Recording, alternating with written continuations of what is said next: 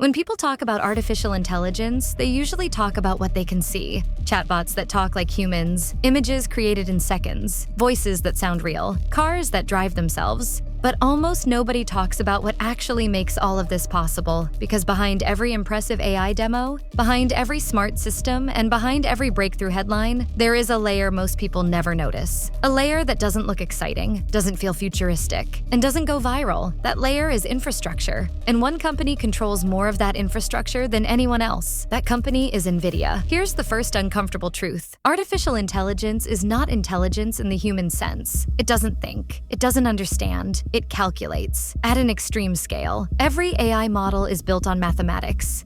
Millions and sometimes billions of calculations happening again and again, learning patterns from data. And those calculations don't happen magically. They require enormous computing power. Traditional computer processors, the kind found in laptops and offices, were never designed for this. They were built to do one task at a time, efficiently and reliably. But AI doesn't work like that. AI needs thousands of calculations running at the same time. And therefore, as AI grew more complex, the entire tech industry hit a wall. Years before artificial intelligence became a buzzword, Nvidia was making a decision that looked boring to most people. Instead of chasing consumer software, apps, or operating systems, Nvidia focused on a very specific type of hardware, graphics processing units, or GPUs. At the time, GPUs were mostly associated with gaming, better graphics, higher frame rates, more realism. Nothing revolutionary, but Nvidia saw something others ignored. GPUs weren't just good at graphics. They were good at parallel processing, which means they could handle thousands of small calculations simultaneously. Exactly what AI needed. But here's the key part. Back then, there was no hype, no rush, no urgency. And therefore, Nvidia had a massive advantage: time. While the rest of the industry focused on visible products,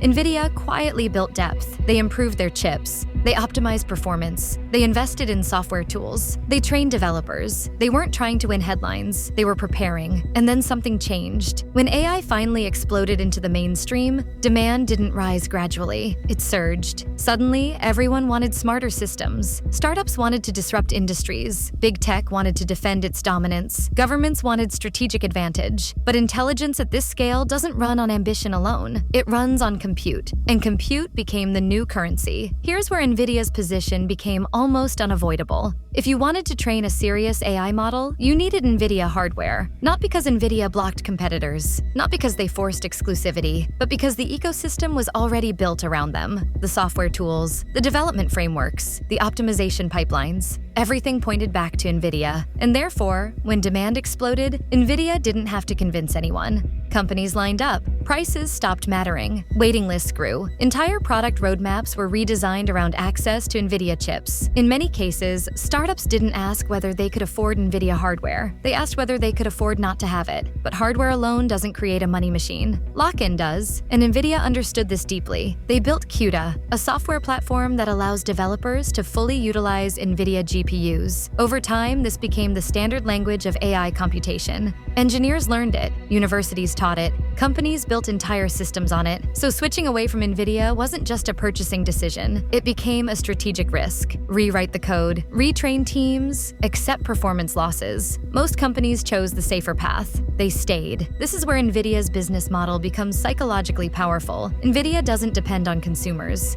It doesn't rely on ads. It doesn't chase trends. It depends on ambition. As long as humans want smarter machines, faster automation, and competitive advantage, Nvidia remains essential. Even when AI startups fail, Nvidia still profits because the hardware was already sold, the compute was already paid for. Nvidia doesn't need winners. It profits from attempts. This is why Nvidia is often compared to the companies that sold tools during historical gold rushes. Not miners, tool makers. And this creates a very rare kind of power. Apple controls devices people love. Google controls attention. Meta controls social behavior. But Nvidia controls something deeper, the foundation, the layer below everything else. Every serious AI system, whether consumer-facing or invisible, relies on compute. And most of that compute flows through Nvidia. When infrastructure becomes centralized, power concentrates, prices increase, access becomes strategic, governments pay attention, competitors rush alternatives, but alternatives take time. And time is Nvidia's ally. This is why Nvidia's rise wasn't accidental. It wasn't luck. It wasn't hype. It was positioning. They chose the hardest, least glamorous layer of technology and dominated it before anyone realized how important it would become. And therefore, when the world finally needed intelligence at scale, Nvidia was already there, waiting. Nvidia didn't just build chips, they built inevitability. And this is why their money machine doesn't depend on trends, cycles, or viral products. It depends on something far more stable, the future itself. This is how technology quietly controls money. And this is why understanding infrastructure matters more than headlines. Nvidia didn't win because of hype. They won because they understood something early. In every technological revolution, the real power doesn't sit with the apps. It sits with the infrastructure.